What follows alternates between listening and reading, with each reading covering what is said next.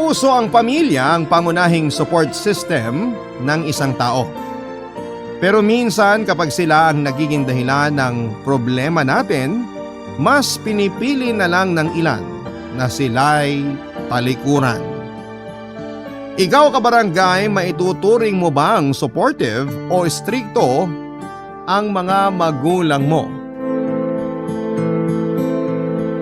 Dear Papa Dudut, hello Papa Dudut, my name is Marty, 30 years old mula sa Taguig.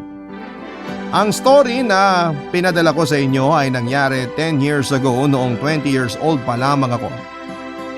Isa po ito sa mga darkest moments ng buhay ko at gusto ko itong i-share para maging lesson sa mga kabataan sa ngayon. 4 kaming magkakapatid. My father is a police officer while my mom is an HR manager. Hindi kami mayaman pero I can say na meron kaming convenient life.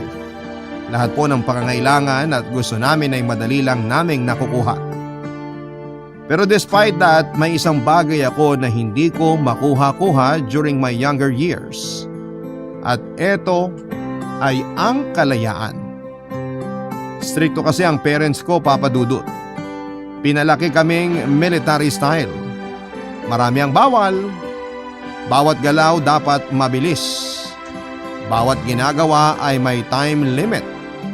Para sa akin na may malawak na social circle ay hirap akong enjoyin ang buhay ko noon, lalo na't ikinakahon ako ng mga magulang ko. There were times na kapag nasa labas ako at lumalampas na ako sa curfew ko ay si Dad mismo ang sumusundo sa akin. Wala siyang pakialam kahit nasa kalagitnaan kami ng pagsasaya. Para sa kanya kapag oras na, time is up na. Minsan nga ay pinagtatawanan ako ng friends ko dahil doon. Para daw akong babae na sinusundo pa ng magulang kahit na hindi na ako teenager. Bilang isang binata na kulang pa sa experience ay kinakahiya ko ang mga ginagawa ni Dad noon.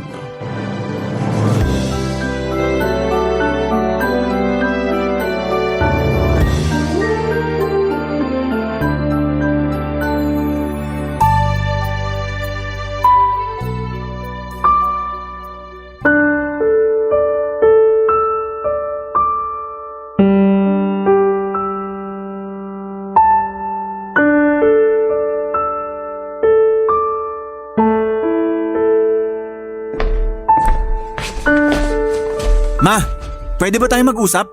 Urgent ba? Busy ako ngayon eh.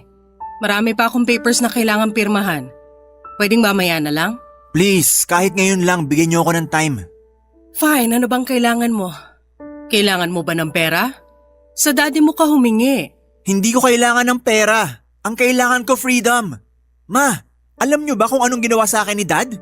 Ano? Pinahiya niya ako sa harap ng mga kaibigan ko. Nasa bar kami kagabi tapos para kong bata na sinundo niya pa uwi. O anong masama doon? Ikaw naman pala yung sinundo eh. Hindi ba dapat thankful ka na may sundo ka pa? 20 years old na ako. Hindi na ako teenager para sunduin pa. Kaya kong umuwi ng sarili ko lang. Hindi naman kasi yun yung point. Ang gusto ng daddy mo, umuwi ka sa tamang oras na napagkasunduan ninyo. Hindi ba ang usapan nyo by 11 nakauwi ka na? 11 PM kakasimula pa lang ng nightlife. Sino namang uuwi ng ganun kaaga? Yung mga anak na marunong rumispeto sa magulang nila, sila yung umuuwi ng maaga. Marty, nagpaalam ka at pinayagan ka kasi nag-promise ka na 11 uuwi ka na. Hindi ka umuwi on time, natural lang na hanapin ka ng daddy mo. Magalit ka kung wala siyang pakialam kahit saan ka magpunta. Sana naman maintindihan niyo ko. Lalaki ako, kaya ko ng sarili ko. Hindi naman ako bata para bigyan ng curfew eh. Mahirap ba nabigyan niyo ako ng time para naman makapag-enjoy ako kasama ang friends ko? Binibigyan ka naman namin ng time ah. Oo, ng limited time. Bakit kailangan ma-expire yung freedom ko? Yung mga kaibigan ko, okay lang naman sa parents nila kahit umuwi sila ng late eh. Bakit ako hindi? Kasi iba ang parenting style nila compared sa amin ng daddy mo. Wag na wag mong ikukumpara kaming magulang mo sa ibang magulang dahil magkakaiba kami ng kinalakihan at kinasanayan. Sobrang strict nyo kasi. Mag-chill naman kayo minsan. Dahil sa pagiging strict namin kaya maganda ang buhay nyo magkakapatid. Healthy kayo and safe dahil alagang-alaga namin kayo. masama doon? Meron ma. Alam niyo kung ano? Nawawalan kami ng chance para i-enjoy yung buhay namin. Minsan lang kami tumuntong sa gantong edad. Hayaan niyo naman kaming mag-enjoy habang wala pa kaming sari-sariling pamilya. Never naman kayong nawalan ng chance ha. Nakakalabas naman kayo, di ba? Pumapayag naman kami na gumala kayo with friends, with proper caution nga lang. Mas maganda na yung maging safe kesa magsisi tayo sa huli kasi may nangyari na. Prevention ang ginagawa namin ng daddy nyo. Hindi mo kami maintindihan kasi hindi mo pa nararanasan maging magulang. Pero kayo, naranasan niyo namang maging bata. Pero bakit hindi niyo ako maintindihan? Naranasan na naming maging bata kaya alam namin kung paano kayo mag-decide kung ano yung mga pwedeng mangyari habang nasa labas kayo. Napagdaanan na naming lahat yan kaya trust us kapag sinabi naming hindi okay ang isang bagay para sa inyo. Pero iba na po ang panahon ngayon compared noon. Pare-pareho lang yan. Noon at ngayon, marami pa rin naaaksidente dahil sa kalasingan, marami pa rin nadidisgrasya dahil sa mga maling desisyon. Akala ko pa naman kakampihan niyo ako. Pareho lang pala kayo ni Daddy. Hindi kami pareho. Mas malala ako, Marty. Kapag ako ang nagalit, ituturing mong mabait ang daddy mo. Ang daya niyo! Ganyan talaga ang buhay. Kailangan nyo matuto habang bata pa kayo. Para kayong diktador! Buhay ko to! Ibigay niyo na lang sa akin yung mga desisyon ko! Hanggat nakatira kayo sa amin, hanggat kami ang nagbibigay ng allowance nyo, kami ng daddy nyo pa rin ang masusunod sa bahay na to. Nakakainis naman eh! Talaga? Pues mas mainis ka sa sasabihin ko. Simula ngayon, hindi na kita papayagang lumabas para mag-inom. Man naman! Ang gusto ko lang naman noon, Papa Dudut, ay bigyan nila ako ng chance to explore. At 20 years old dapat hinahayaan na nila akong mag-enjoy. Kaso nga lang parang kindergarten pa rin ang turing nila sa akin. Wala silang tiwala sa kakayahan ko to decide on my own. Marami tuloy akong nami-miss dahil sa pagiging strikto nila. May mga lakad ang barkada namin na hindi ako nakakasama. Minsan kahit nagpapaalam naman ako ng maayos kung tingin nila ay hindi safe ang pupuntahan ko ay hindi talaga nila ako pinapayagan. Noong tanungin ko ang mga kuya ko kung anong masasabi nila sa ugali nila dad ay nasanay na lamang daw sila. Wala naman daw silang choice kundi sundin ang gusto nila dahil at the end of this day ay sila pa rin ang sumusuporta sa mga needs namin. Kaya wala kaming karapatan para magreklamo. Pero iba ako, Papa Dudut. May choice ako at yon ay ang magrebelde. Kahit na hindi ako pinayagan, lumalabas pa rin ako. Hindi na ako noon sumusunod sa ibinibigay na curfew sa akin. Ginagamit ko rin yung sasakyan ni Dad nang walang pasabi. In an instant, ako ang naging black sheep ng pamilya. Ako yung laging pinapagalitan, laging kinakahiya dahil sa pagiging pasaway ko. Ako yung disgrace sa pamilya namin dahil lang gusto kong gawin ang mga bagay na gusto kong maranasan. Nang mga oras na yon kasi ay gusto ko lang iparamdam sa kanila kung gaano ako nasasakal sa pagiging strict nila sa akin. Daig ko pa ang family pet namin na bawal lumabas. Laging naka-leash at ikinukulong. As a result ay nalayo ang loob ko sa pamilya ko dahil parang hindi nila maintindihan ang pinanggagalingan ko, Papa Dudut.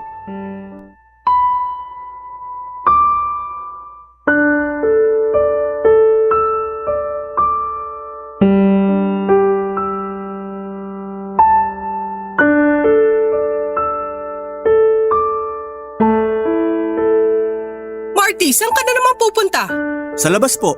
Lalabas ka? Sinong kasama mo? Sina Carlo. Hinihintay na nila ako sa labas. Nagpaalam ka ba? Nagpaalam po ako kay Dad. Anong sinabi niya? Hindi niya ako pinayagan. Hindi ka naman pala pinayagan, bakit ka pa rin aalis? Narealize ko lang po kasi na matanda na ako. Kaya hindi ko na kailangan magpaalam pa sa inyo. At sino nagsabi? Kung hindi ka pinayagang lumabas, walang lalabas. Bakit ba ganyan kayo sa akin? Huwag mo kong artehan. Bumalik ka sa loob, marami pa tayong bisita, hinahanap ka. Wala naman akong bisita dyan eh. Puro bisita lang yan ni Dad. Di nyo nga kami pinayagang uminom ng barkada ko eh. Dito na mismo sa bahay yan ha. Tapos bawal pa rin.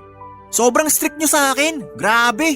Kung gusto mong gawin ang mga bagay na gusto mo, maghanap ka ng trabaho para makapagsarili ka at hindi ka na puro reklamo, okay? Sa ngayon, sumunod ka muna sa amin. Pumasok ka na at may group picture pa tayo. Family picture daw. Ayoko nga. Hindi nyo nga sinusunod wish ko. Tapos kayo gusto nyo pagbigyan ko kayo? No way! Gusto mo bang pagalitan ka na naman ng daddy mo? Eh di pagalitan niya ako. Kailan ka pa naging ganyang kabastos? Yan ba ang nakukuha mo sa pagbabarkada mo? Lumalaki ka ng suwail, ha? Hindi po to dahil sa barkada. Dahil po to sa paghihigpit nyo. Sa amin mo pa talaga binigay ang sisi. Kami na nga itong ginawa lahat para maging maayos ang buhay nyo, kami pa talaga ang masama. Pakinggan mo nga yung mga lumalabas sa bunganga mo, tama ba yan? Kung hindi nyo ako mapagbibigyan sa mga gusto ko, hindi ko rin ibibigay ang gusto nyo. Pwes, magpatigasan tayo. Walang lalabas ngayon. Ma! Subukan mong lumabas. Ipapaalam ko sa daddy mo lahat ang ginagawa mo. Sana hindi na lang kayo naging mama ko. Anong sabi mo? Ang sabi ko, sana hindi na lang kayo naging magulang ko. Sakit mo magsalita. Pagkatapos ng sacrifices namin sa inyong magkakapatid, ganito ang isusukli nyo? Simple lang naman kasi ang gusto ko eh. Gusto Kung ko… ganyan lang din na magiging ugali mo, mas mabuti pang huwag na naming ibigay yung mga bagay na gusto mo. Okay lang. Kaya ko namang mag-provide para sa sarili ko. Marty, wag mong hintayin na may mangyari pang masama bago ka matuto. Eh di mangyari na mangyari. Basta lalabas ako ngayong gabi. Marty! Kinakausap pa kita! Pakisabi na lang po kay daddy na wag na akong hanapin. Hindi ko siya haharapin. Pambihira! Ang titigas ng ulo ng mga bata ngayon! Papa Dudut, I admit na may mga oras na napapasobra ang ginagawa kong pagre-rebelde. Hindi ko naman minimin yung mga bagay na nasabi ko noon. Lahat ng lumalabas sa bibig ko that time ay dahil lamang sa frustration ko. Hindi ako bastos na bata dahil pinalaki ako ng maayos, pero dahil emotional ay nasagot-sagot ko sina mom and dad noon. Ang pinaka-worst na siguro na nagawa ko ay noong naglasing ako sa isang bar kasama ang mga kaibigan ko. Hindi kami in good terms ng parents ko noon kaya bigla na lamang akong sumabog. Nagwala ako sa bar, nakipag-away at nanggulo. Actually wala akong gaanong maalala sa mga nangyari noon dahil sobrang wasted ko na. Pero according to friends ay marami raw akong nasaktan at sinirang gamit sa bar. Ang naaalala ko na lamang ay noong nasa police station na ako. Hinuli ako ng pulis kasama ng mga taong nakaaway ko. Inireklamo ako ng bar owner dahil sa pagwawala ko, Papa Dudut. Sobrang hiyang-hiya ako noon lalo na noong si dad mismo ang nagpunta sa station para kunin ako. Dahil sa connections niya kaya ako nakalabas kaagad ng gabing yon. After that ay hindi na ako kinibupa ni dad. Mas lalo na noong nalagay sa alanganin ang posisyon niya bilang police officer. Question kasi kung bakit nakalaya ako kaagad. Mabilis na kumalat ang balita na dahil daw pulis ang papa ko kaya ako kaagad na absuelto. Masyado raw VIP ang naging treatment sa akin. Despite all that, hindi ako pinagalitan ni dad which is concerning. Si mamang nagalit at ang galit niyang yon ay nauwi sa sagutan sa pagitan naming dalawa. Ikinagulat ko na lamang nung bigla na lamang akong palayasin ng sarili kong magulang, Papa Dudut.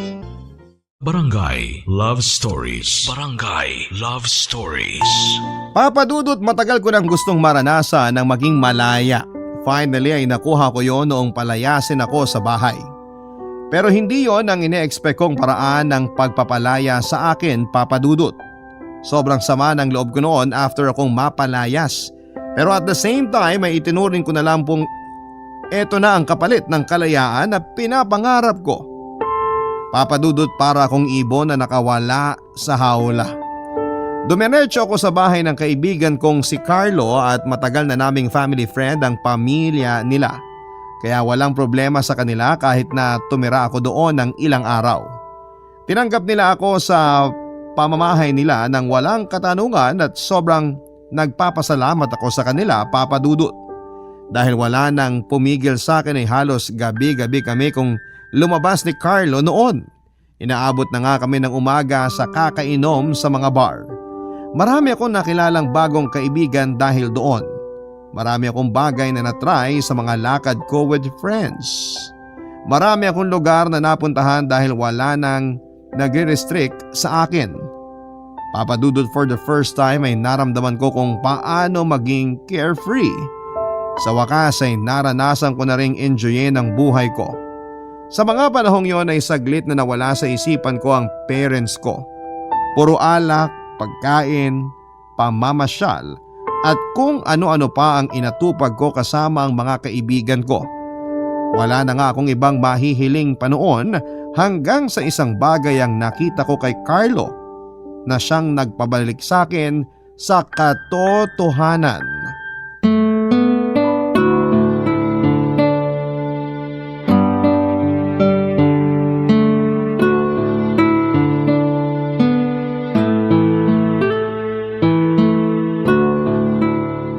O, tapusin mo na, dali! Sandali lang, wala akong kasama. Teka, antayin mo ako! Mabubuhay na uli yung karakter ko. Dali! Ayan, may kalaban na. Lalabanan ko na to. Sandali lang, wag ka munang pumalag. Defend ka lang muna. Wala na, nag-gank na ako eh. Ay, ano ba yan? Talo na naman tayo. Bawi na lang next game. 1 game ulit tayo? Mamaya na. Di ka pa ba nagugutom? Kain muna tayo. Actually, medyo gutom na nga ako. Wait lang, text ko lang si mama kung may dinner na. Sige. Teka, ikaw ba to? Saan? Tung naka-display na picture sa desk mo. Ako nga yan. Ang liit mo pa dito ah. Chubby ka pala nung bata ka? Family picture namin yan nung graduation ng ate ko. Mabuti pa kayo may ganyan. Marami talaga kaming family picture. Kada may birthday, hindi mawawala ang photo op. Bakit? Wala ba kayong family picture nila Tita Gina? Wala eh. Hindi mahilig si dad sa mga ganyang bagay. Ayaw niyang humarap sa camera. Hindi raw siya photogenic. As in ni isa? Wala kayong picture ng pamilya mo? Maniwala ka't sa hindi, wala talaga. Ni isa wala pa akong nakitang picture namin na buo kami. Bakit naman? Ewan ko, nung mga bata kami hirap makompleto pamilya namin eh. Masyadong busy sina daddy at mommy sa trabaho nila, kaya wala na kaming time para sa mga ganyang bagay. Sayang naman yun. Memories din yung mga picture eh. Isipin mo na lang ha, yung mga moment na hindi na natin mauulit, nakaka-capture yun ng camera. Minsan lang tayo maging 10 years old, 20 years old. Kaya dapat bawat milestone natin, kung maaari may remembrance tayo. Para pagtanda, may mababalikan. Hindi naman mawawala sa memorya mo yung mga bagay na yan eh. Yung mga importanteng araw, mga pangyayari, hindi yan mawawala sa isip mo. Lalo na kapag naging part na yan ng core memory mo. Alam mo, tatanda rin tayo. Darating yung araw na kahit ayaw natin, kusa tayong magiging makakalimutin. Malaki tulong ng mga picture para maibalik yung magagandang memories natin. Wala eh. Hindi talaga kami sentimental na tao. Tsaka mahirap na kami magkaroon ng family picture. Lalo na't pinalayas na nila ako. Ikaw naman, masyado mong sineryoso yung pagpapalaya sa'yo. Sure ako after some time babalik ka rin dun sa inyo. Matitiis ka ba naman nila tito at tita? Matitiis ako nung mga yon. Kaya nga nila akong pagbawalang lumabas ng 1 linggo eh. Yan pa kaya? Tsaka nagawa na nila akong palayasin. Sinong magulang naman na magpapalayas ng anak, di ba? Alam mo sa tingin ko, minsan kanya-kanya lang talaga yan ang pagdidisiplina eh. Si mama kasi, mabait sa akin kasi mabait naman daw akong anak. Mas mabait pa nga ako sa'yo eh. Huwag ka nga. Hindi kaya. Pero seryoso, alam mo, huwag ka masyadong magalit sa magulang mo. Kapakanan mo lang naman iniisip nila eh. Shh! Kapakanan daw. Di nga nila kayang ibigay yung bagay na magpapasaya sa akin eh. Ano ba kasi yung mga bagay na magpapasaya sa'yo? Ano bang gusto mong mangyari? Bitawan nila buhay ko. Huwag nilang pakialaman. Matanda na ako para magdesisyon para sa sarili ko. Sana naman maintindihan nila yon. Alam nila yan. Naging anak din naman sila eh. Tayo ang hindi pa makaintindi sa mga bagay-bagay kasi marami pang mga sitwasyon na hindi pa natin nasusubukan pero sila, na-experience na nila lahat yun. Kaya magtiwala na lang tayo sa mga magulang natin. Madali lang sabihin kasi mabait mama mo. Ako, parents ko? Sakit sa ulo. Ikaw talaga. Baba na nga lang tayo. Nakahanda na raw yung pagkain natin. Sa ilang buwan na pag-stay ko kina Carlo ay unti-unti ko na-realize ang kahalagahan ng pagkakaroon ng supportive na pamilya. Minsan nga ay para akong na-out of place kapag nagiging sweet sa isa't isa sina Carlo kasama ang mga magulang niya. Hindi ko maiwasang mainggit dahil close sila sa isa't isa. Ang laki ng difference ng pamilya nila Carlo kumpara sa pamilya namin, Papa Dudut. Sa amin kasi ay wala kang makikitang intimacy. Magkakasama nga kami sa iisang bubong, sabay-sabay na kumakain, nag-uusap pero parang civil lamang kami sa isa't isa. Walang anino ng pagiging affectionate. Walang nagyayakapan. Walang nagbibiruan. Walang nagsasabihan ng I love you. Kapag may gumawa noon sa amin ay parang weird tingnan at corning pakinggan. Dahil na rin siguro sa ganun kami nasanay ay walang nagsasabihan ng feelings. Aaminin ko, Papa Dudut, bigla kong na-miss ang pamilya ko kahit na ibang-iba ang turingan namin sa isa't isa. Nung moment na yon, sa kabila ng inggit na nararamdaman ko ay mas nanaig ang kagustuhan ko na sana ay ganun din ang mangyari sa pamilya namin. Umaasa ako na mabago pa namin ang trato namin sa isa't isa. Hiling ko na sana ay mas maging open pa kami katulad ng sa pamilya ni Carlo. Papa Dudut, alam kong galit pa sa akin ang mga magulang ko noon pero nag-decide ako na umuwi na sa amin para humingi ng kapatawaran.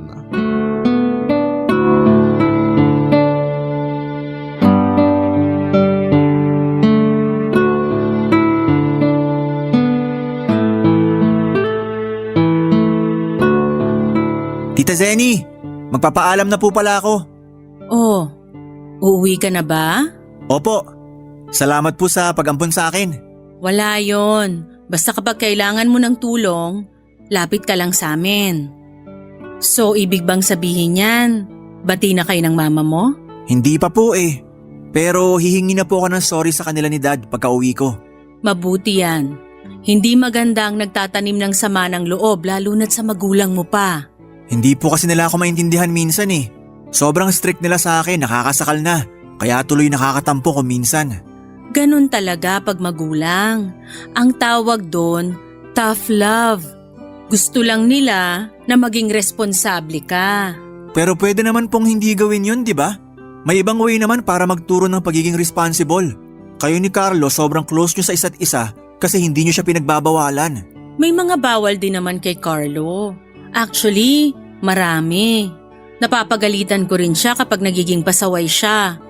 Ang mga magulang kasi, protective yan sa mga anak nila. Minsan over na po kasi yung pagiging protective nila eh. Naiintindihan ko naman sina Gina kung bakit sila ganon. Alam mo ba kung bakit sila extra protective sa'yo? Bakit po? Ilang beses na kasing nalagay sa panganib ang buhay mo. Totoo po ba? Hindi ba nakwento sa'yo ng mama mo? Premature baby ka. Nung pinanganak ka niya, hindi na tumitibok ang puso mo. Milagro nga raw na na-revive ka ng doktor eh. Hindi po nila nabanggit sa akin yan. Kaya doble ingat sila sa pag-aalaga sa'yo noon. Tapos lumaki kang sakitin. Mahina ang immune system mo kaya lapitin ka ng mga sakit. Kung natatandaan mo, na-hospital ka nung 5 years old ka pa lang, di ba? Opo, naaalala ko po nagstay ako sa ospital ng ilang araw. Na-dengue ka noon. For the second time, napunta uli sa alanganin ng buhay mo. Sa akin tumatakbo ang Mama Gina mo noon for comfort. Lagi niyang tinatanong sa sarili niya kung pabayaraw ba siyang ina, kung bakit ganun na lang lagi ang nangyayari sa'yo. Mabuti na lang nung nagbinata ka na, mas naging healthy ka na. Kaya pala sobrang daming bawal sa akin. Mabuti nga pinapayagan ka nilang uminom kasama si Carlo eh. Minsan sinasabihan ko rin si Carlo na bantayan ka kapag nasa labas kayo. Ngayon naiintindihan ko na po ang lahat. Yon ang dapat gawin mo. Intindihin mo sila. Ayaw lang nilang mawalan ng anak kasi muntik ka nang mawala sa kanila ng ilang beses. Overprotective ang mama at papa mo kasi yun naman talaga ang trabaho ng magulang eh. Protektahan ang mga anak nila. Kaya umuwi ka na at makipagbati ka na sa kanila. Opo tita, salamat po. Hindi ko rin sana sasabihin to, pero ipapaalam ko na rin sa'yo. Nung pinalayas ka nila, alam nila na dito ka sa amin didiretso. Secretly, nag-abot sa akin ang papa mo ng allowance mo para may panggastos ka. Ayaw sana niyang ipaalam sa'yo pero mas maganda na rin na malaman mo para hindi mo isipin na pinabayaan ka nila. Parang bigla po tuloy akong nahiyang magpakita sa kanila. Bakit naman? Sigurado ako miss ka na rin ng mga yun. Hindi lang nila pinapakita pero concerned na concerned sila sa'yo. Kung ano man ang nagawa mo, sigurado ako napatawad ka na nila kasi sabihin man nila o hindi, alam nila ang pinagdadaanan mo. Balang araw, maiintindihan mo rin ang lahat kapag ikaw na rin mismo ang nagkaroon ng anak. Maraming salamat po, tita. Hindi ko po kakalimutan lahat ng sinabi nyo. Pasabi na lang po kay Carlo na mauuna na po ako. Sige, mag-ingat ka. Regards na lang sa mama at papa mo. Opo. Papadudot sa mga nalaman ko ay mas naintindihan ko na ang lahat. Out of concern kaya naging sobrang strikto na mga magulang ko sa akin. Nag-iingat lamang sila dahil na rin sa hindi sinasadyang trauma na naibigay ko sa kanila dahil sa pagiging sakitin ko noong bata pa lamang ako. Papadudot na realize ko na may kanya-kanyang paraan pala kung papaano magmahal ang bawat tao. Hindi man ito ipinapakita sa akin ng parents ko ay napagtanto ko na indirectly ay pinaparamdam naman nila sa akin sa pamamagitan ng mga paraang hindi ko noon makita-kita. Bumalik ako sa bahay namin at ang unang ginawa ko ay nag-sorry sa mga magulang ko. As expected ay nasermonan pa rin ako pero hindi ko na ito minasama dahil alam kong yun na ang naging love language sa akin nila mom at dad. Sinanay ko na lamang ang sarili ko sa ugali nilang pareho. Nagagalit kapag hindi nila gusto ang nakikita nila. At the end of the day ay para din naman sa ikabubuti ko ang mga ginagawa nila. Hindi nagtagal ay sinubukan kong gawin ang sa bahay ang mga natutunan ko sa family ni Carlo. Binago ko po ang pakikitungo ko sa lahat. Naging open ako sa mga kapatid ko at naging sweet ako sa mga magulang ko. Awkward pa noong una. Tinataasan pa nga ako ng balahibo kapag nagsasabi ako sa kanila ng I love you. Pero kahit ganoon ay walang katumbas sa mga ngiti sa mata nila mom at dad tuwing ipinapakita ko sa kanila ang pagmamahal ko. Hindi man nila ito ina-acknowledge ay ramdam ko ang saya nila. Sa ginawa kong pagbabago ay naging okay noon ang lahat. Hanggang sa isang araw ay isang trahedya ang nangyari sa pamilya namin, Papa Dudut. Barangay Love Stories. Barangay Love Stories. Birthday noon ng kapatid ko, Papa Dudut. Para i-celebrate ito ay naisipan ng buong pamilya na mag-out of town. Nagpunta kami sa Lucena para bisitahin ang mga kamag-anak namin doon sa Quezon sa mother's side. For the first time ay doon ko lang nakita na naging chill ang parents ko. Masaya pala sila kasama kapag wala sa trabaho. Kaya naman pala, kaya naman pala nilang maging masaya at makipagbiruan. Ang araw na yon na siguro ang maituturing kong pinakamasayang araw ng buhay ko kasama ang pamilya ko. Puro tawanan lamang kami at walang bawal. Walang nagmamadali, walang time limit. Doon na rin kami nabigyan ng chance para magkaroon ng family picture. One thing na kinaiingitan ko kay Carlo noon. Plano ko yung ipa-frame para i-display sa bahay namin. Gusto ko rin na magkaroon ng wallet size version nito para may maitago ako sa wallet ko. Pero Papa Dudut, sa likod ng masayang salo-salo ay isang trahedya pala ang nakahandang kasunod nito na never kong ine-expect na mangyayari. Pauwi na kami noon galing sa Lucena, si Dad ang nagdadrive habang nakikinig siya ng music. Tulog ang lahat dahil pagod sa nangyaring celebration. Crystal clear pa sa ala-ala ko ang mga pangyayari. Isang OPM ang nasa radyo that time noong marinig ko ang pagsigaw ni Mama.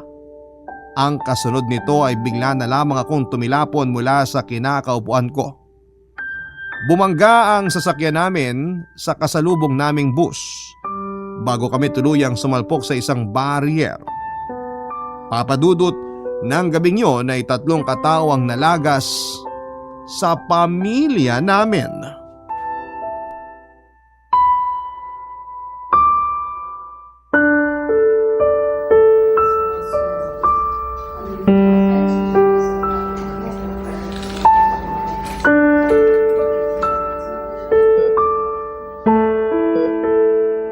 Ma?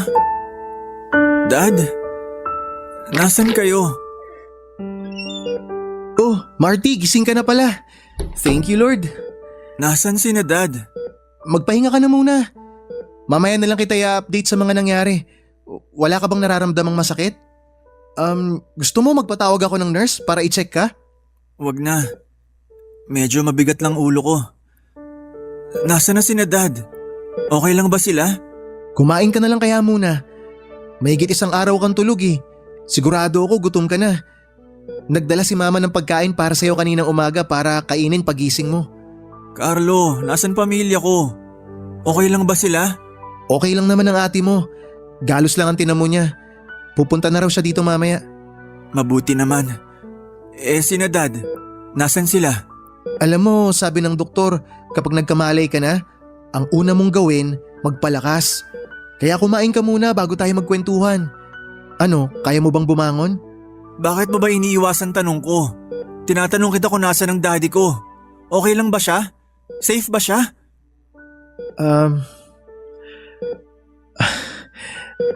Kasi, Marty, wala na ang daddy mo. Ano? Wala na si Dad? Wala na siya? I'm sorry, bro. Alam naman ni Mami. Baka kailangan niya ako ngayon. Puntahan natin siya. Teka bro, hindi ka muna pwedeng tumayo sa higaan mo. Hindi ka pa malakas. Gusto ko makita si Mama. Kailangan niya ako. Naku, paano ba to? Mas mabuti pa siguro kung ate mo na lang ang magsabi sa'yo ng lahat. Parang hindi ko kayang ikwento yung mga nangyari. Ano ba yun? Sagutin mo na lang ako. Alam na ba ni Mami na wala na si Dad? Nasaan siya ngayon? Bro, wala na rin ang mami mo. Hindi. Hindi totoo yan. Paano kung wala? Kinakausap pa niya ako noon habang nilalagay ko sa stretcher eh. Anong wala na siya? Pinagloloko mo ba ako? Hindi rin siya nakasurvive. Hindi. Hindi yan totoo. Hindi yan totoo, Carlo.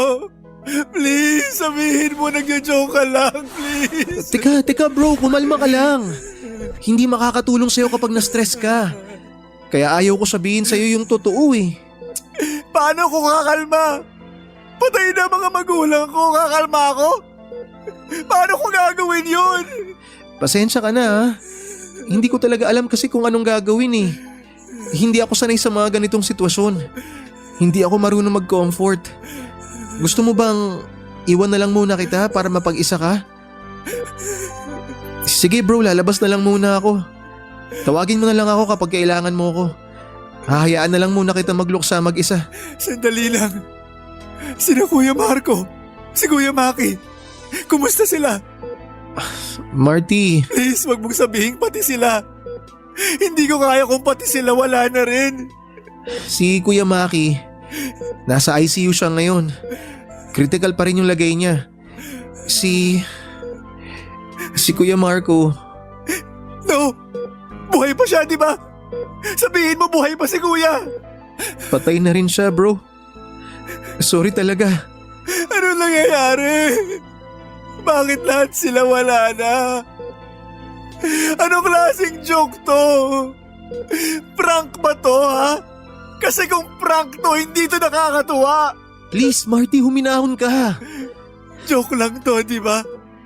Carlo, Marty, please. Joke lang to eh. Hindi to totoo. I'm sorry bro. Atake sa puso ang kinamatay ni Dad, Papa Dudut.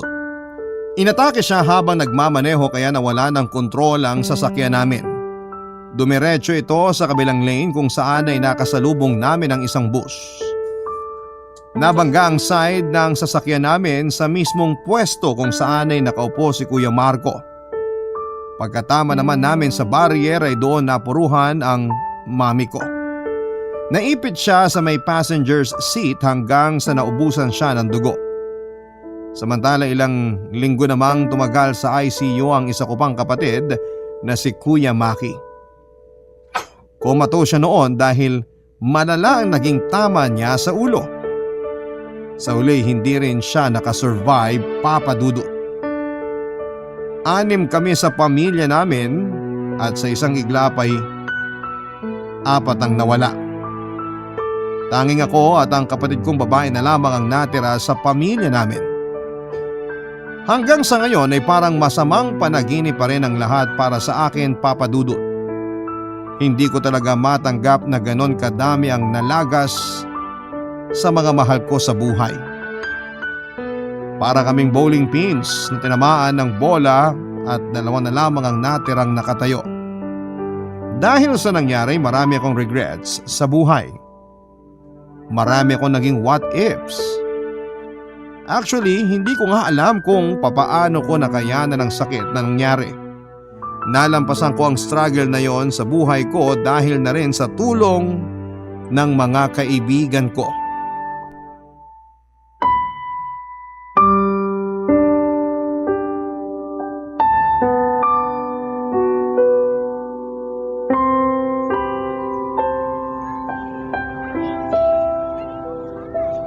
Ano bro? Ready ka na ba? Alis na tayo? Sige, tara na. Salamat talaga Carlo ha. Kasi kahit busy ka, naglaan ka pa rin ng time para samahan ako sa puntod nila daddy. Wala yun. Gusto ko rin namang bisitahin sina Tito eh. Oh, ano yung hawak mo? Family picture namin. Nagpa-print ako para may maiwan akong picture namin sa puntod nila. Mabuti naman nagkaroon kayo ng family picture. Sabi mo nun, hirap kayong mabuo kaya wala kayong picture. Nakunan to nung nasa Lucena kami. Sa mismong araw bago nangyari yung aksidente. Mabuti nga napilit ko sila nun eh. Kung hindi, wala na sana akong remembrance sa pamilya ko. Mabuti naman kung ganun. At least may babalikan kang picture kapag malungkot ka. Hanggang ngayon, hindi pa rin ako makapaniwala sa nangyari. Hanggang ngayon parang nasa loob pa rin ako ng masamang panaginip. Ang hirap tanggapin bro. Mahirap talaga yan bro. Lalo na't hindi lang isa kundi 4 yung nawala sa'yo.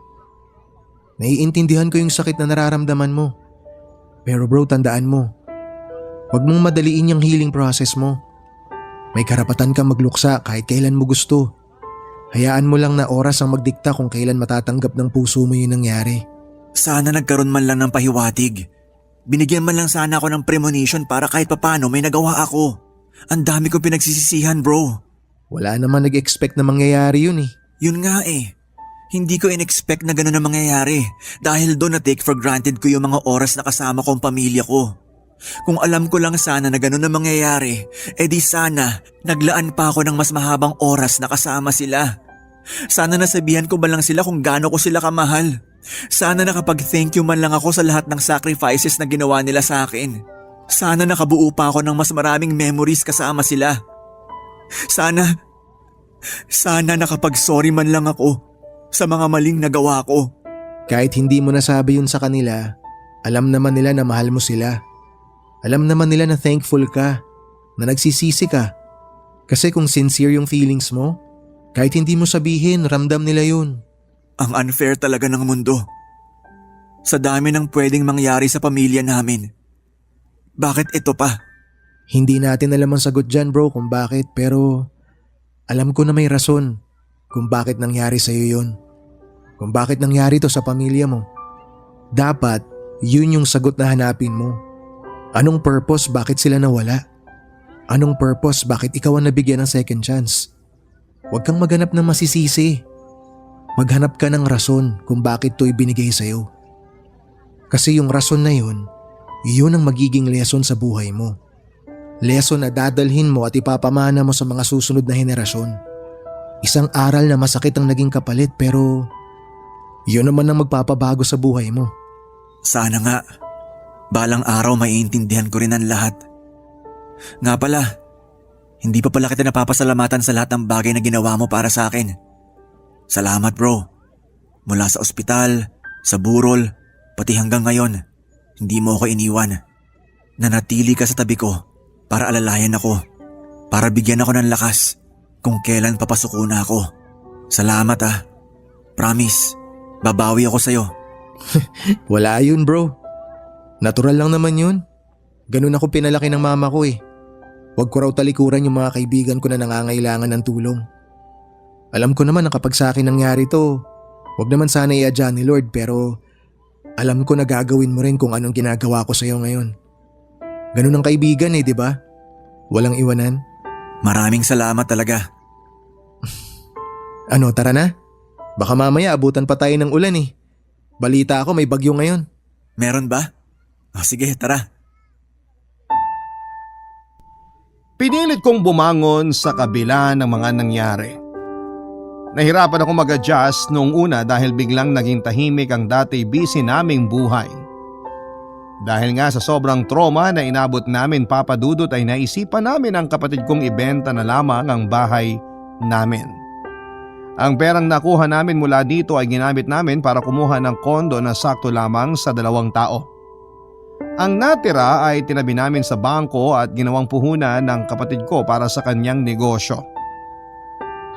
Sa ngayon, 30 years old na ako. Pamilyadong tao na po ako papadudot. Kung tatanungin niyo ako kung paano ako nakapag-move on mula sa mga nangyari sa buhay ko ay hindi pa ako nakakapag-move on, papadudot. Hanggang ngayon ay may kirot pa ring nararamdaman ng puso ko tuwing naaalala ko ang mga nangyari. Araw-araw ay nami-miss ko pa rin ang mga kapatid at mga magulang ko. Gabi-gabi ay tinatanong ko pa rin ang sarili ko kung anong buhay kaya ang meron ako sa ngayon kung hindi lang maagang nawala ang mga mahal ko sa buhay. Tanging ang family picture na lamang namin ang natitirang remembrance na meron ako sa pamilyang kinalakhan ko. At nakakalungkot na ang mga ngiti sa picture na yon ay never ko nang makikita kailanman. Papadudot, hindi natin hawak ang buhay natin. Nakakalungkot pero yon ang katotohanan. Hindi natin alam kung kailan tayo mamamatay o kung kailan mawawala ang mga mahal natin sa buhay. Masaya man tayo ngayon, sa isang iglap ay pwede itong magbago. Kaya naman kailangan nating maging thankful sa bawat araw na naibibigay sa atin. Huwag po nating sayangin ang oras natin at i-enjoy natin ang bawat araw kasama ang ating pamilya. Ito po ang story ko at sana po ay may lesson po kayong nakuha mula dito. Maraming salamat po sa inyong programa, Papa Dudut. Ang inyong forever kapuso at kabarangay, Marty. Nagustuhan ng iyong napakinggan? Ituloy yan via live stream sa www.gmanetwork.com/radio. Barangay LS 97.1 Forever!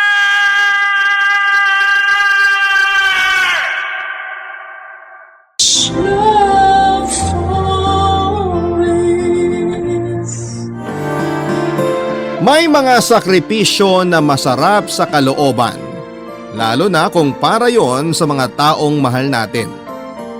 Sila ang ating nagiging inspirasyon upang maging magaan ang pagdadala sa buhay. Ikaw kapuso, anong handa mong gawin para sa pamilya mo? Dear Papa Dudut, magandang araw po sa inyo dyan sa Pilipinas. Ako po si Jel, 31 years old at working dito sa Japan bilang isang maintenance technician. 5 taon na po akong OFW dito. At kahit ganon nakatagal ay nami-miss ko pa rin ang bansa natin. Palibas ay bibihira lang naman po akong umuwi dyan para magbakasyon kasi nagtitipid po ako at nag-iipon, Papa Dudut. Katulad ng ibang OFW ay may pamilya po akong sinusuportahan sa Pilipinas. Ako kasi ang breadwinner sa amin, lalo na walang permanenteng trabaho si tatay dahil siya po ang nag-aalaga sa bunso kong kapatid na si Nicole na merong autism. Mabuti na lamang at nababawasan ang pagka-homesick ko rito noong nadiskubre ko ang programa ninyo na Barangay Love Stories. Simula noon ay sinusubaybayan ko na po ang lahat ng mga istorya ninyo. Papa Dudut, wala po akong ibang hiling kundi ang magkaroon ng maayos na buhay sina tatay sa Pilipinas. Palibas ay malaki din ang sinasakripisyo niya sa amin noon ni nanay bago pa dumating ang bunso kong kapatid. Tubong kapastarlak po kami. Simple lang naman po ang pamilya namin pero hindi ko naranasan yung lumaking masaya dahil madalas na mag-away sina nanay at tatay. Pero si nanay po ang pasimuno kasi lagi siyang nagagalit sa amin ni tatay kahit na sa maliit na bagay lamang. Bukang bibig niya po na hindi raw niya gustong magkaroon ng pamilya. Nalabag sa loob niya na maging anak ako at asawa si tatay, Papa Dudut. At para sa isang 10 taong gulang na bata, napakasakit po noon, Papa Dudut.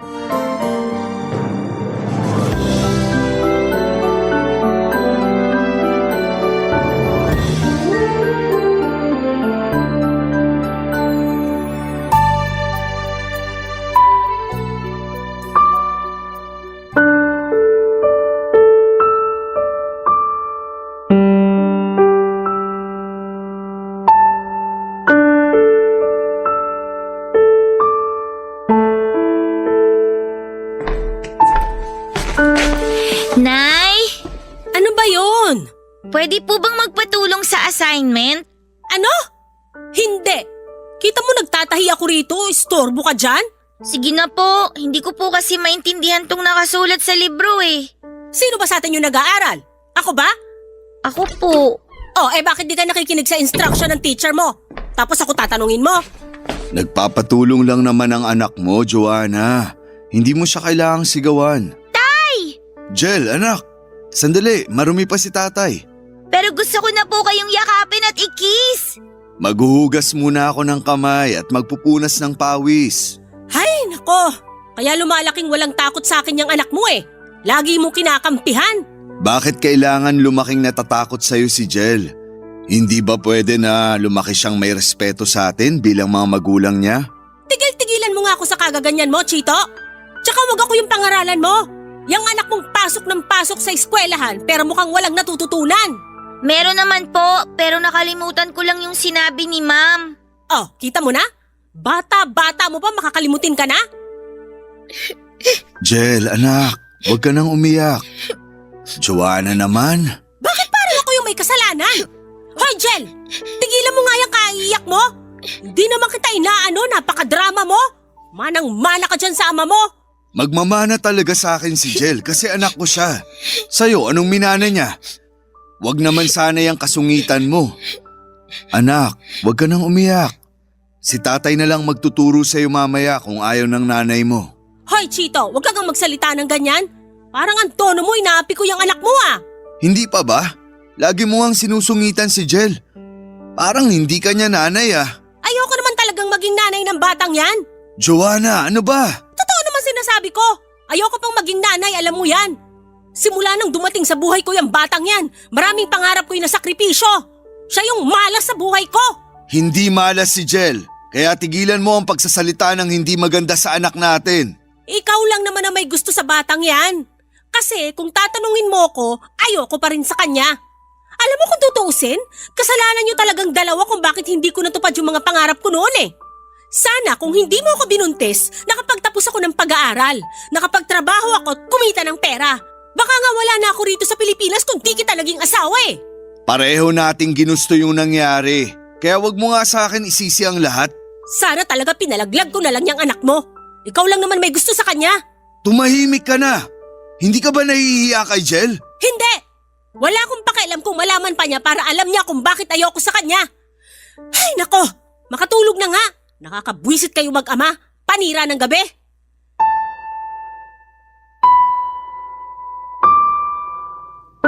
Magkokolehiyo pa lamang noon si nanay nang mabuntis siya ni Tatay Papadudut. Kung ilalarawan ko ang personality niya ay masasabi kong meron siyang mataas na ambisyon sa buhay. Pero dahil sa mga nangyari, pinakasal kaagad si nanay at tatay dahil ayaw magkaroon ng kahihiyan ng angkan nila sakaling lumaki akong walang kinikilalang ama. Kaya lang Papadudut simula noon ay malamig na po ang pagsasama ng mga magulang ko. Boyfriend po ni nanay si Tatay Papadudut at pareho silang nag-aaral pa lamang. Kaya lang dahil sa nangyari ay hindi na sila nakapagtapos kasi nagtrabaho na si tatay at si nanay naman ay naging maselan ang pagbubuntis sa akin. Meron pong maliit na barong-barong na ginawa si tatay para tirhan namin.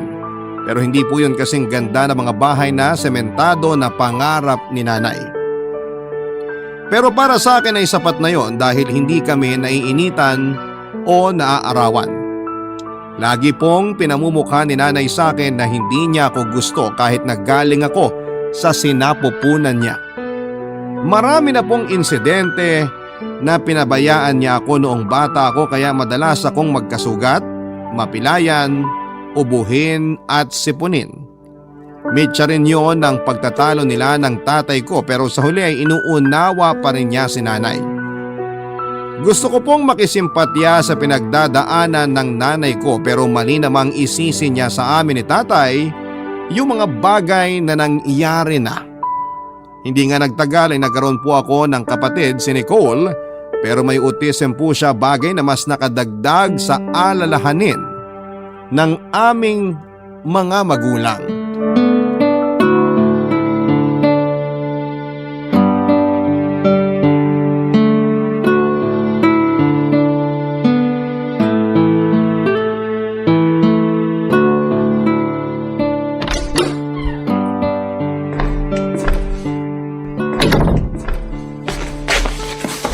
Tay, nandyan na po pala kayo.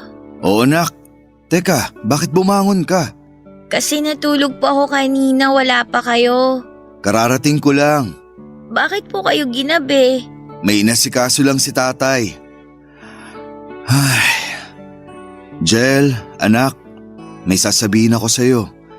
Alam ko na maiintindihan mo ako dahil matalino kang bata. Ano po yun? Plano ni tatay na magtrabaho sa ibang bansa. Iiwan niyo na po kami. Anak, hindi ganun yun. Magtatrabaho lang ako doon. Ganyan din po yung tatay ng kaibigan ko, si Makmak. Sa ibang bansa rin po nagtatrabaho tatay niya, kaya hindi niya madalas nakikita. Mamimiss ko po kayo, tay. Mamimiss din kita. Kayo ng nanay mo, saka si Nicole. Pero sayang yung pagkakataon kapag pinalagpas ko, nak. Naiintindihan ko naman po, pero nalulungkot lang po ako. Hayaan mo, tatawag naman ako rito para kamustahin ka. Hindi mo ako masyadong mamimiss kasi mangungulit pa rin ako sa'yo. Katulad ng lagi kong ginagawa pag kinikiliti kita. Ha? Tay naman eh. Magpapakabait kayo rito habang wala ako, ha? Tutulungan mo nanay mo at aalagaan mo si Nicole, Jel. Maaasahan ko ba yon, nak? Opo, tay. Ako na pong bahala sa kanila. Salamat. Saka pasensya ka na kasi bata-bata mo pa pero binigyan na kita ng responsibilidad. Dapat kasi naglalaro ka lang sa labas at nag-aaral. Hindi ka nagbabantay sa pamilya natin dahil responsibilidad namin yun ng nanay. Masaya naman po akong tumulong sa inyo sa pagbabantay ng pamilya natin, tay. Nakakapaglaro pa rin naman po ako tsaka nakakapag-aral. Napakaswerte namin ng nanay mo kasi naging anak ka namin. Mabait na, masunurin at maunawain pa. Pero bakit lagi pong sinasabi ni nanay na malas daw po ako? Malapit na po tuloy ako maniwala na totoo yung sinasabi niya. Huwag kang maniniwala sa nanay mo. Pagod lang yun, kaya niya nasabi sa iyo yung mga bagay na yun.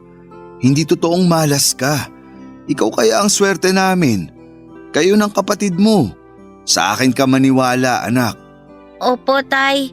Naniniwala po ako sa inyo. Ganyan nga. Basta lagi mong isipin na kahit malayo si tatay, kakampi mo pa rin ako. Alam ko naman po yun. Hindi ko lang po mapigilang matakot kay nanay kapag po nagagalit siya. Kakausapin ko si Joanna. Hindi naman tama na palagi siyang nagagalit sa'yo. Anak ka niya, nanay mo siya. Dapat minamahal ng mga magulang ang mga anak nila. Oh, bakit gising pa kayong magtatay? Anong oras na? Sinalubong lang ako ng anak natin. Nagulat nga rin ako kasi gising pa siya. Kahit kailan pasikat ka talaga, Jel. Joanna, wag mo naman sabihin yan sa anak natin. Anong wag sabihin? Maaga pa yan bukas sa klase nila. Tapos ang hirap-hirap na namang gisingin. Pag ikaw talaga nagpasaway bukas, makakatikim ka uli ng kurot para magising ka. Tay, si nanay oh. Hindi ka makukurot ng nanay mo. Pero matulog ka na, anak. Sige po, Tay. Good night na po. Good night din. Joanna naman, hindi mo kailangan pagsalitaan ng ganun si Jel.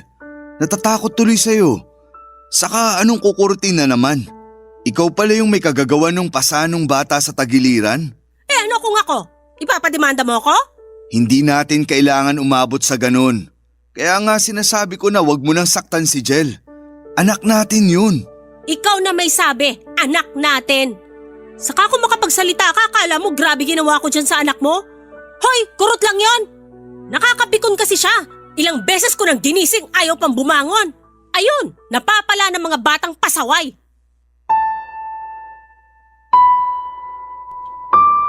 Ayoko pong umalis si Tatay Papa Dudut dahil siya na lamang ang kakampi ko sa bahay namin.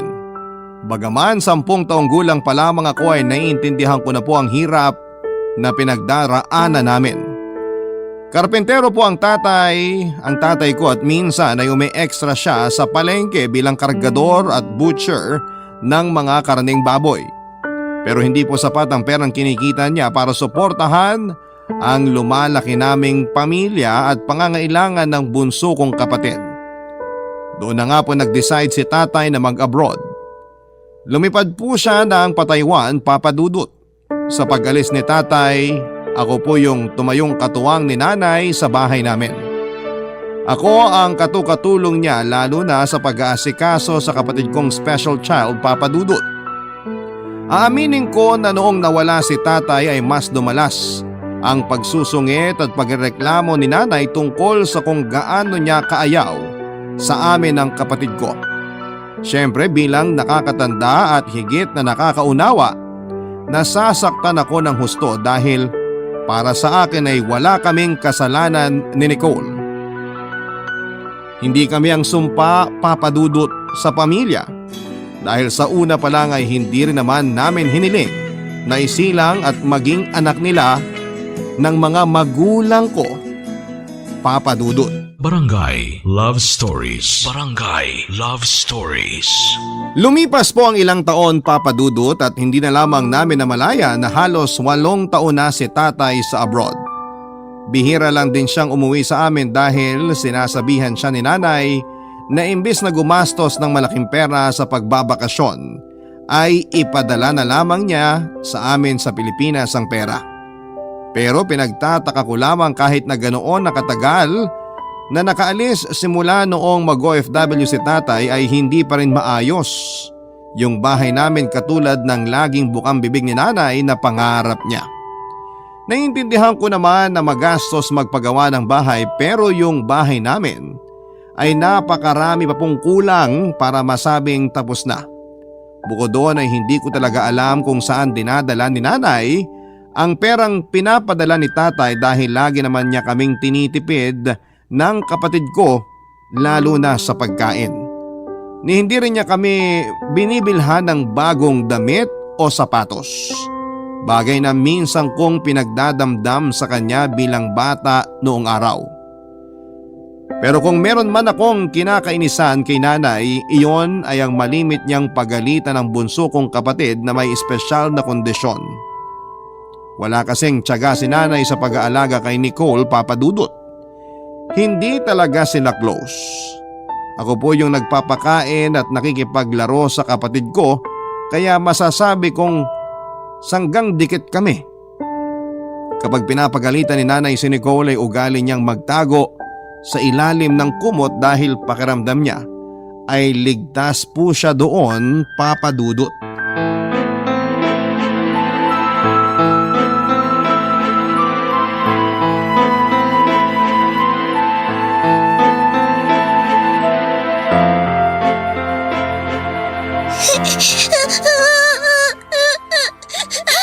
Tumahimik ka nga! Nakakabingi ang iyak mo!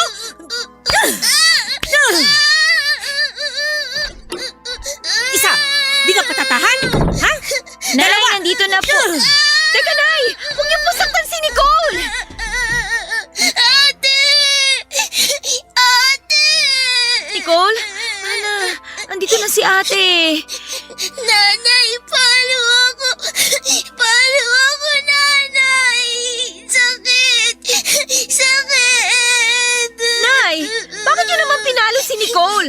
Tinatanong mo pa talaga? Napakapasaway niyang kapatid mo, Jel! Ano po bang kasalanan sa inyo ng kapatid ko? Maingay! Parang sanggol na sigaw ng sigaw tapos gusto laging pinupukpok sa sahig yung mga laruan niya. Nakakarinde! Nakakabingi! Kitang nanonood ako ng TV eh. Pero hindi pa rin tama yun, Nay. Alam niyo namang special child si Nicole, di ba? Sana naman inintindi niyo. Kayo yung normal tapos kung umasa kayo parang kayo pa yung may kondisyon sa isip eh. Anong sinabi mo? Ay, sorry po, Nay. Kapal naman ang mukha mong sabihan akong baliw! Nay, hindi ko naman po kayo sinabihang baliw. Sabi mo, parang ako yung may kondisyon sa isip. Eh di baliw! Sintong-sinto at may sayad katulad niyang kapatid mo! Nicole! Bawiin niyo yung sinabi niyo, Nay. Hindi baliw ako ano man ang kapatid ko. Hindi ko babawiin ang mga sinabi ko kasi yun naman talaga ang totoo. Saka wag mo akong panlilisikan ng mga mata, Jel, ha? Tutusukin ko yan ng kutsilyo. Gawin niyo!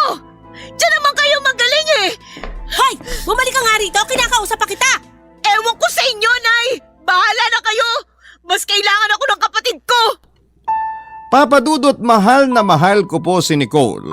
Siya yung kapatid na matagal ko nang hinihiling sa Diyos na ipagkaloob niya sa pamamagitan ng mga magulang ko. Natatandaan ko pa nga noon na mahilig akong mag-drawing ng stick na bata sa papel tapos ay nilalagay ko yon sa tiyan ni nanay kapag tulog siya. Ini-imagine ko kasi na ipinagbubuntis na niya si Nicole.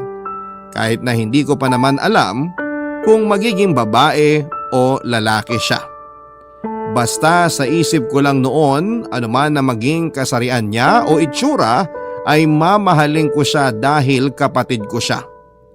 Kaya lang kapag nahuhuli ako ni nanay na nilalagyan ng papel na may drawing yung tiyan niya ay nagagalit po siya sa akin. Tapos ay pinipilas niya yung papel sa harapan ko at isasabo yun sa may sahig. Sisigawan niya ako na linisin ko yung kalat hanggang umiyak ako, Papa Dudut. Pero hindi pa rin ako nawala ng pag-asa na balang araw ay magkakaroon ako ng kapatid. Malapit po kasi ako sa mga bata. Yung mga kapitbahay nga namin na mas bata sa akin ay kapatid na ang turing ko. Lagi ko rin bukang bibig sa tatay ko na sana'y magkaroon pa sila ng anak ni nanay. Nangako ako na ako yung mag-aalaga sa magiging kapatid ko basta magkaroon lamang ako kahit na isa. At nang dumating nga si Nicole ay laking pasasalamat ko sa poong may kapal nang pinanganak siya. At kahit malaking dagok ang pagkakaroon niya ng autism ay hindi ko siya itinuring na pabigat o sagabal sa pamilya namin tulad ng laging pinaparamdam sa kanya ni nanay. Hindi lang niya ako ate, Papa Dudut. Kakampi rin niya ako.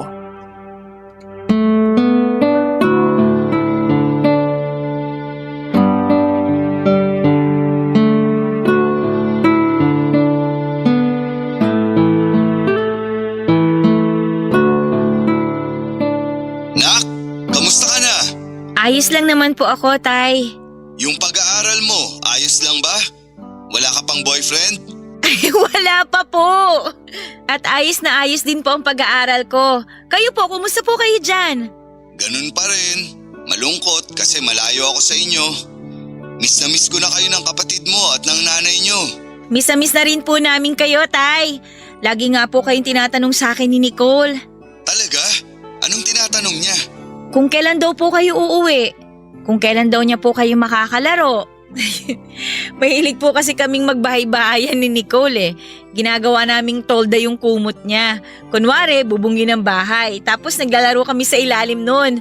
Tuwang-tuwa po yung kapatid ko, Tay. Ang lakas nga po niyang tumawa tapos lagi po siyang pumapalakpak. Masaya akong marinig na magkasundo kayo ng kapatid mo. Salamat, Jel. Kasi inalagaan mo siya ng gusto habang malayo pa ako. Walang anuman po. Kapatid ko po si Nicole at mahal na mahal ko po siya. Kaya po inaalagaan ko po siya. Kaya lang nalulungkot po kasi ako dahil ayaw sa kanya ni nanay eh. Yun po bang tipong lagi siyang nagagalit kay Nicole kahit wala naman pong masyadong ginagawa yung kapatid ko? Ganun ba? Hanggang ngayon, hindi pa rin talaga nagbabago si Joanna. Mahal po ba kami ni nanay? Ha? Oo naman, Nak. Bakit mo naman natanong yan? Eh, hindi po kasi namin maramdaman yung pagmamahal na yun, Tay. Puro na lang po galit. Ate Jel, sino yan? Si Nicole ba yan? Ay, opo, Tay. Si Nicole po. Si Tatay, halika dali. Gusto mo ba siyang kausapin? Teka lang, ila-loudspeaker ko lang, ha? Sige, akin na! Hello, Tay? Hello, Nak? Tay! Tay, tanungin niyo po siya tungkol po dun sa paborito niyang laro. Sige, Nak. Nicole, ano yung lagi niyong nilalaro ni ate mo? Bahay-bahayan po. Tapos, nasa ilalim kami ng kumot kasi safe po doon. Hindi kami makikita ni nanay pag nagagalit siya. Doon po kami nagtatago, Tay. Ganun ba? Tay, kailan po kayo uwi? Sabi Ate Jel, lalaro tayo bahay-bahayan. Sasali daw kayo. Sinabi ko rin sa kanya na papasyal tayo sa mall pag uwi niyo po rito, Tay. Isang beses pa lang kasi nakakapunta sa mall si Nicole. Medyo challenging kasi siyang isama sa mga matataong lugar eh. Hirap talaga siyang makihalubilo sa mga tao, Tay. Hayaan niyo mga anak. Pag uwi ni tatay, marami tayong lugar na pupuntahan. Gusto mo ba yon, Nicole? Opo, Tay! Yay! Sige Nicole, punta ka na muna sa kwarto. Sunod ako doon tapos maglalaro tayo. Kakausapin ko lang si tatay ha. Sige, sige! Kakausapin ko si Joanna. Hindi ako makakapayag na patuloy niya kayong sinasaktan ni Nicole. Napakabata pa ng kapatid mo, Nak. Ilang beses niyo na rin pong kinausap si nanay, di ba? Pero hindi naman po nagbabago yung pakikitungo niya sa amin.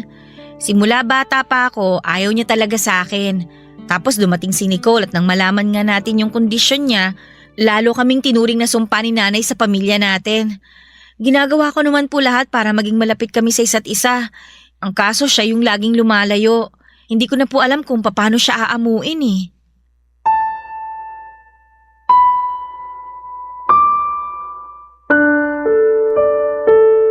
Nami-miss ko na po si Tatay Papa Dudut.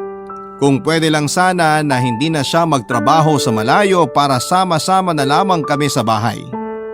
Ilang birthday ko na rin kasi ang dumaan na wala siya kaya aaminin kong sabik ako na makita at makasama siya. Pero alam ko na hindi naman pwede dahil kailangan niyang magtrabaho para sa pamilya namin. Kaya nga sinusulit ko talaga yung mga sandali na kausap ko siya sa cellphone.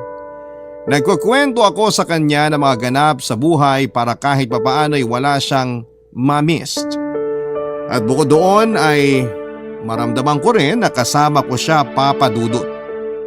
Lumipas pa po ang mga buwan at napansin ko na parang madalas mag-away sina nanay at tatay sa tuwing nag-uusap sila sa cellphone. Tapos si nanay lagi rin pong umaalis sa bahay namin at hindi ko alam kung saan siya nagpupunta. Kapag nasa bahay siya ay lagi siyang nakatutok sa cellphone niya na nung unay akala ko si tatay ang kausap niya. Pero mukhang mali ako, Papa Dudut. Dahil isang beses ay may narinig akong ibang pangalan ng lalaki sa tawag na sinagot ng nanay ko. Ibang lalaki ang madalas niyang kausap. Barangay Love Stories. Barangay Love Stories. Malakas po ang hinala ko na may ibang lalaki ang nanay ko. Pero in denial pa rin ako, Papa Dudut, ng mga panahong yon. Hindi ko kasi lubos maisip na magagawa niya yon samantalang nagpapakahirap si tatay sa pagtatrabaho sa abroad. Pero ayoko pong magbulag-bulagan lalo na noong parang hindi na tinago ni nanay na may kalantari siya. Isang araw, may lalaking dumalaw sa bahay namin. Pinakilala niyang kaibigan sa amin pero hindi na po ako komportable. Agad ko rin pong pinapasok sa kwarto namin si Nicole, Papa Dudut, dahil ayokong may masabi sa kanya ang bisita ni nanay. Noong sumunod na linggo ay laking gulat ko na lamang dahil nasa pintuan na ng bahay namin si tatay. Sobrang saya ko po noon, Papa Dudut, kahit na biglaan ang uwi niya. Pero hindi nagtagal yung kaligayahan na yon nang malaman ko ang dahilan kung bakit siya umuwi. Nawala na pala ng trabaho si tatay kasi nagkaroon siya ng malaking problema. Dinapuan po siya ng malalang sakit sa baga habang nasa Taiwan. Tapos ay meron pa silang problema ni nanay na gusto niyang ayusin. Tama po ako na merong ibang lalaki ang nanay namin at iyon ay walang iba kundi ang dinadala niyang kaibigan umano sa bahay namin, Papa Dudut.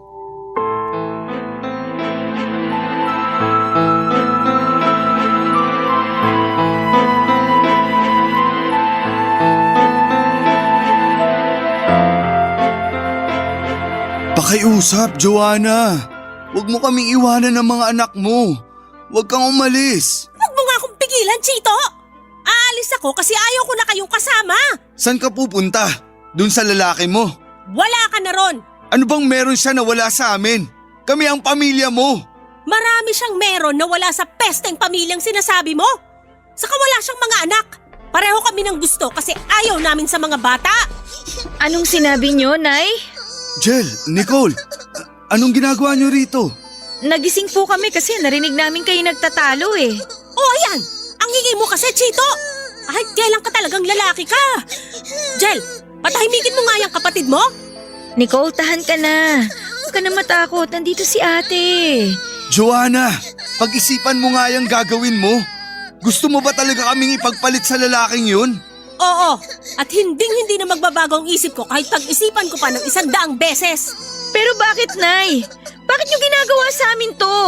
Kasi nga, ayoko na sa inyo. Matagal ko na talagang ayaw sa pamilyang to. Yung tatay mo lang naman na may gusto pero tinanong niyo ba ako kung gusto ko? Hindi na namin kailangan tanungin kasi halata naman sa trato ninyo sa amin. Ayun naman pala eh. Mabuti na halata mo. Hindi ko na kailangan magpaliwanag pa ng paulit-ulit. Ay, o siya, alis na ako. Bahala na kayo dyan. Joanna, sandali! Ingay-ingay talaga ng batang yan, apa? Hoy, Nicole! Tumigil ka nga dyan, peste ka! Nay naman, bakit niyo pinalo si Nicole? Napakaingay eh! Kayo ba hindi naririndi sa iyak niyan? Kasi kung hindi, pues, ako, tulig na tenga ko sa batang yan. Kaya nga ayoko na talagang tumira sa bahay na to kasama kayo kasi konti na lang, masisiraan na ako ng ulo. Kung gusto niyong umalis, edi umalis kayo! Hindi niyo na po kailangan saktan ang kapatid ko! Sumusobra na kayo, Nay! Napakasama ninyo!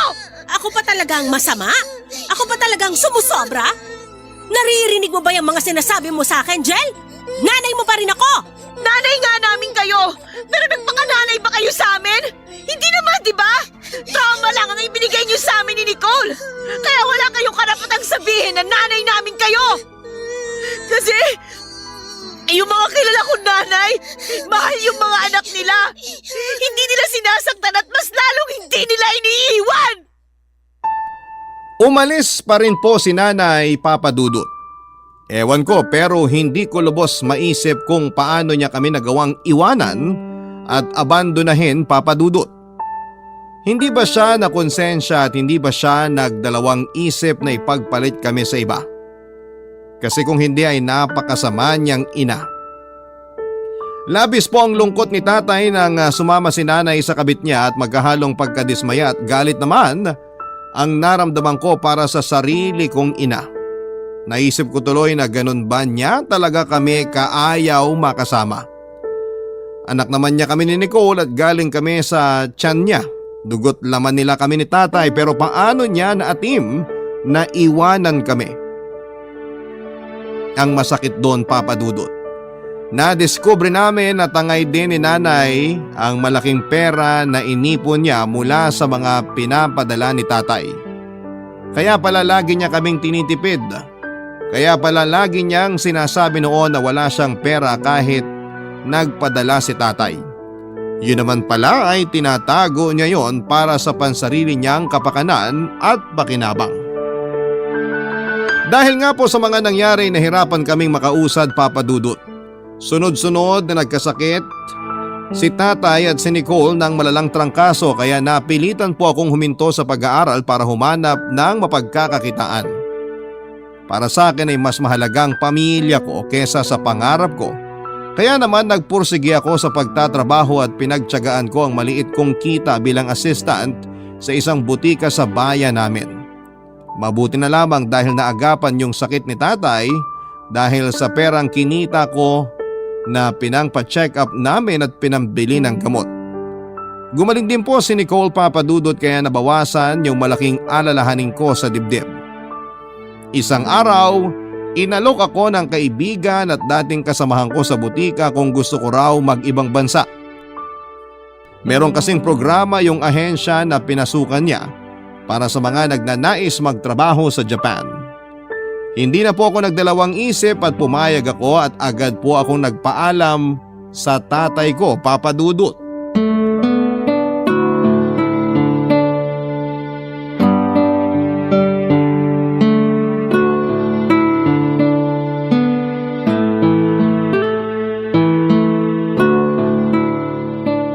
Tay, kape niyo po. Salamat, nak. Upo ka muna. Tagal na rin natin di nagkakwentuhan. Namimiss ko na yung panganay ko. Sige tay, tabihan ko po kayo. May sasabihin din po pala ako sa inyo, tay. Ano yun? Mamaya na po. Sabi niyo gusto niyo muna magkwentuhan tayo. Oo, pero nag-uusap na rin naman tayo eh. Kayo talaga, tay. Pero, kumusta na po ba kayo? Wala na po bang masakit sa katawan ninyo? Ayos na ayos ako, nak. Sinusunod ko yung sinasabi mo na huwag magpapakapagod at kumain sa tamang oras. Pati si Nicole magaling na rin. Mabuti na yung pakiramdam. Malikot na nga eh. Masaya po ako na okay na kayo, tay. Kasi hindi ako mapalagay nung may sakit kayo pareho eh. Natakot po ako. Iniwan na nga kami ni nanay tapos iiwan niyo rin kami ni Nicole dahil sa sakit ninyo. Minsan ko na kayong iniwan ni Nicole nung nagtrabaho ako sa ibang bansa. At kahit na umalis na ang nanay nyo at sumama siya sa ibang lalaki, hinding-hindi ko kayo iiwanang magkapatid, nak. Mahal na mahal ko kayo. Gusto kong bumawi sa mga panahon na malayo kayo sa akin. Tay, pwede ko na po bang simulang ikwento sa inyo yung sasabihin ko?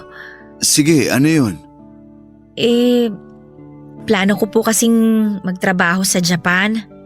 Ha? Japan? Opo, inalok po kasi ako ng dati kong katrabaho sa butika na magtrabaho doon bilang technician. May training naman po kami bago umalis. Naisip ko po na baka makapasa ako, mabigyan ng chance po na makapag-abroad. Kaso anak… Gustong gusto ko po talagang umalis, tay, para po matulungan ko ang pamilya natin. Ay, naiintindihan ko naman yun. Nalulungkot lang ako kasi magkakahiwa-hiwalay na naman tayo. Isipin nyo na lang, tay, na magkakasama-sama ulit tayo pag nakaipon na ako ng malaki-laki. Sandali lang naman po yun. Marami pa kasi akong pangarap para sa atin, tay. Gusto kong tapusin yung pagpapagawa nitong bahay natin, pag-aralin si Nicole sa special school. Gusto ko rin po magkaroon tayo ng pera sa bangko para pag nangailangan tayo, may makukuha tayo. Lahat po yun talaga para sa pamilya natin, tay. Naiintindihan ko, nak.